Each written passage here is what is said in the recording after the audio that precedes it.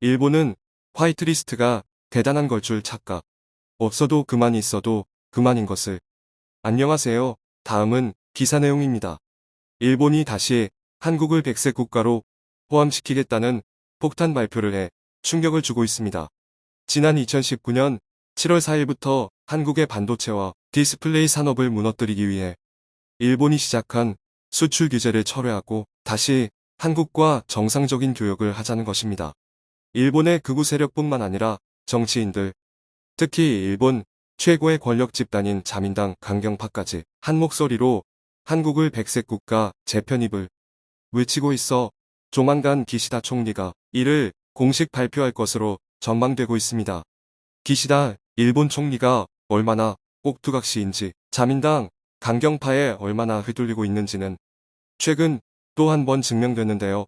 중국이라는 큰 시장을 놓칠 수 없다며 중국 베이징 올림픽을 함께 보이콧하자는 미국의 요구를 거절해왔던 기시다 후미오 일본 내각 총리 대신 심지어 귀신이 나온다라는 소문이 끊이지 않아 역대 일본 총리들이 이곳에 살지 않고 다른 곳에 거처를 구했던 총리관저 내 총리 거주지, 특히 자민당 내 최고 실세인 아베 전 총리가 이곳에 살지 않은 이유가 귀신이 나오기 때문이라고 알려져 더더욱 세상에 널리 알려졌는데요.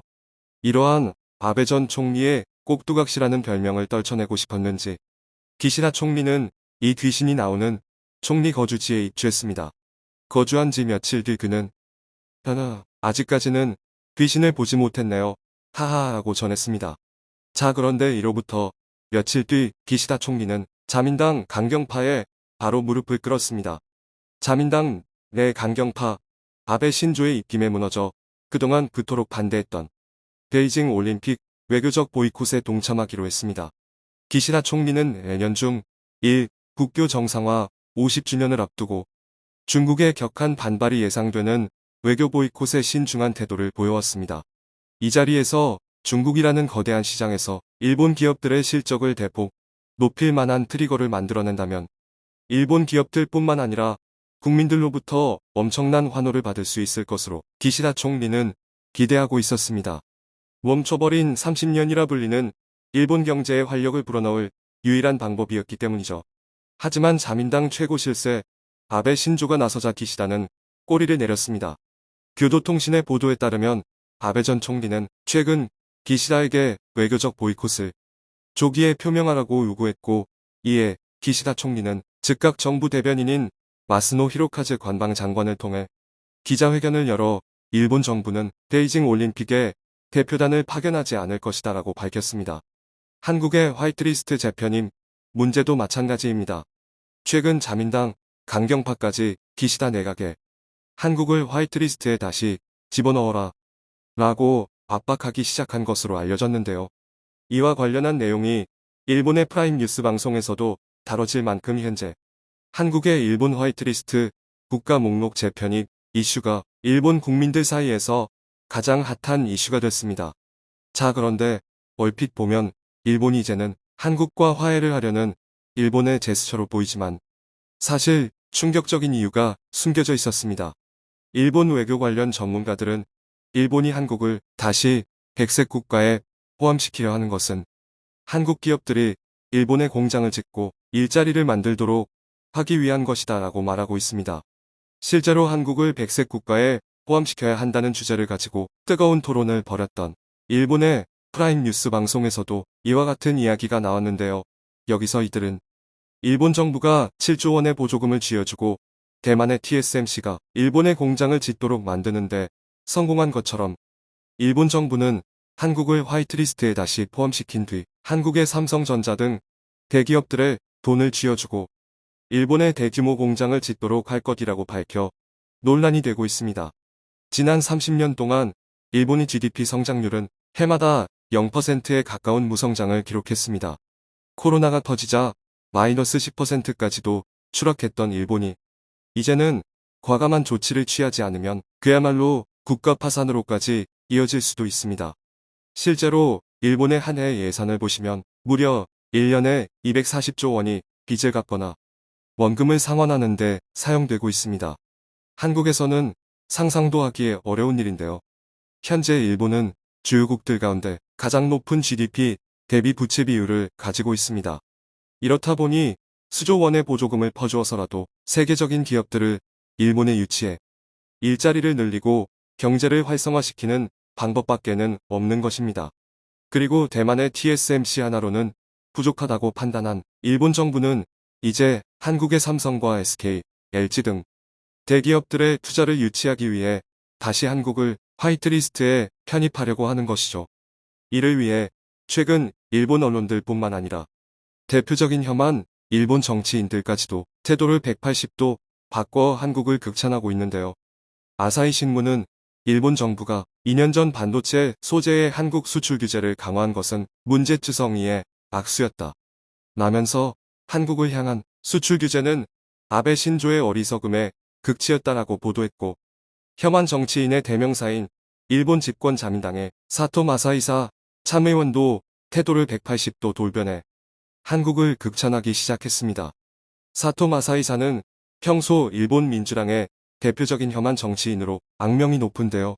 코수염을 길러 극우 코수염이라고 불리고 있습니다. 2011년 독도를 일본 땅이라고 주장하는가 하면 울릉도를 방문하기 위해 한국에 입국하려다 공항에서 입국 거부 처리된 자민당 극우파 의원 3인 방 중 한 명입니다. 아베 신조가 일본 총리로 재임하던 당시 일본이 다시 전쟁할 수 있는 국가로 거듭날 수 있도록 일본 평화헌법을 뜯어고친 개정안의 날치기 통과를 주도한 인물입니다. 보시면 당시 국회에서 엄청난 몸싸움이 벌어졌고, 사토 마사이사는 다른 일본 참의원의 얼굴을 주먹으로 가격하며 폭력성을 드러냈습니다. 그랬던 그가 최근 태도를 완전히 바꿔서는 한국은 훌륭하다. 문재인 대통령은 베이징 올림픽과 관련해 중국의 외교적 보이콧을 하지 않겠다고 했다. 한국의 외교는 훌륭하다라고 전했습니다. 하지만 한국 대기업들은 일본의 달콤한 유혹을 완전히 거절할 것으로 보여 일본에 큰 충격을 주고 있습니다. 삼성전자는 최근 미국 텍사스에 20조 원 규모의 투자를 확정한 데 이어 아시아 지역에서는 일본이 아닌 한국에 계속해서 투자를 빠르게 늘려가고 있습니다. 텍사스는 삼성전자가 사용할 토지의 재산세 중 92.5%를 감면해주는 동시에 3,600억 원이 넘는 교육세 면제에다가 텍사스주 정부가 직접 운영하는 텍사스 산업펀드를 통해 수백억 원의 보조금까지 더해 총 1조 2천억 원에 육박하는 보조금을 주기로 했습니다. 여기에 미국 연방정부 차원의 반도체 투자 보조금까지 받게 될 전망인데요. 하지만 일본을 대하는 삼성의 태도는 달랐습니다.